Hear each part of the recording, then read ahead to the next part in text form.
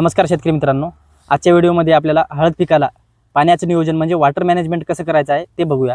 शेतकरी बंधूंनो, खूप शेतकऱ्यांचे प्रश्न असतात, हळदीला सारखं पाणी दिल्यावर हळद पांढरी पडते का, किती तास मोटर चालवली पाहिजे, एक दिवस आड करून दिलं पाहिजे की दररोज पाणी दिलं पाहिजे। तर शेतकरी बंधूंनो, चला जाणून घेऊया एकदम थोडक्यामध्ये। आपल्या हळदीला पाण्याचं नियोजन अवलंबून असते ते आपल्या ठिबकवर, ठिबकचा डिस्चार्ज किती आहे। तुरळक शेतकरी ठिबकच्या पाण्याचा डिस्चार्ज जो आहे तो 2 लिटर पर हावरचा घेतात, म्हणजे एका तासाला एका छिद्रामधून 2 लिटर पाणी पडते। तर ते शेतकरी म्हणजे त्यांची जमीन एकदम चिबाडीची असते, जमीन ओलावा धरून ठेवणारी असते, त्यामुळं ते कमी पाणी पडलं पाहिजे त्या हिशोबानं त्यांनी ते ठिबक निवडतात। पण मॅक्झिमम 90-95% शेतकरी 4 लिटर पर हावरचं डिस्चार्जचं ठिबक निवडतात आणि तेच निवडायला पाहिजे। समजा शेतकरी बंधूंनो, माझं 20 mm ठिबक आहे किंवा 16 mm आहे, तर मी 4 लिटर पर हावरचं डिस्चार्जचं ठिबक निवडलं। एका ठिकाणी एका तासाला 4 लिटर पाणी पडते। मी 2 तास मोटर चालू ठेवली पाहिजे की दररोज चालू ठेवली पाहिजे, एकदम थोडक्यात सांगतो। समजा शेतकरी बंधूंनो, तुम्ही हळद लागवड केली, एकदम 30 दिवसापर्यंत तुम्ही एक 30 ते 40 मिनिट पाणी द्या।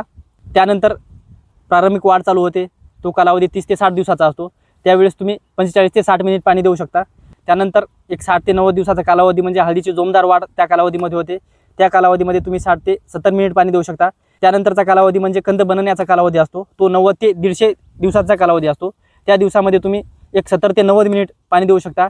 त्यानंतरचा कालावधी म्हणजे 150 ते 200 दिवसाचा कालावधी, त्या कालावधीमध्ये आपली हळद परिपक्व होत असते, त्या कालावधीमध्ये 45 ते 60 मिनिट आपल्या हळदीला पाणी लागत असते।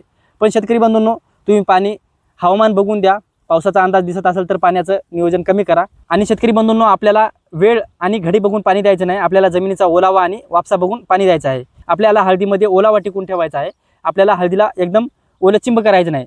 शेतकरी बंधूंनो, तुम्ही जर हळदीमध्ये मातीचा गोळा केला तर सहज मातीचा गोळा झाला आणि हाताला जर माती चिकटली नाही तर हे वापसा कंडिशन एकदम चांगलं आहे असं आपण धरून चालायचं। आणि जर तुमच्या हाताला चिखल लागला किंवा माती चिकटली किंवा तुमच्या हळदीमध्ये आल्यानंतर पायाला पेंड लागले तर तिथं अति जास्त पाणी झालं आहे असं समजा, पाण्याचं नियोजन कमी करा। जर अति जास्त पाणी झालं तर जमिनीतले सूक्ष्मजीव आहेत त्यांना ऑक्सिजन मिळत नाही, तुमच्या हळदीच्या मुळींना ऑक्सिजन मिळत नाही, मग हळदीच्या मुळींना ऑक्सिजन न मिळाल्यामुळं तुमच्या जमिनीतले अन्नद्रव्य हळद मुळीद्वारे शोषण करू शकत नाही, त्यामुळं मग त्या ठिकाणी कंदकूज कंदसड वाढू शकते, बुरशीचा प्रादुर्भाव वाढू शकतो अति जास्त पाणी झाल्यामुळं।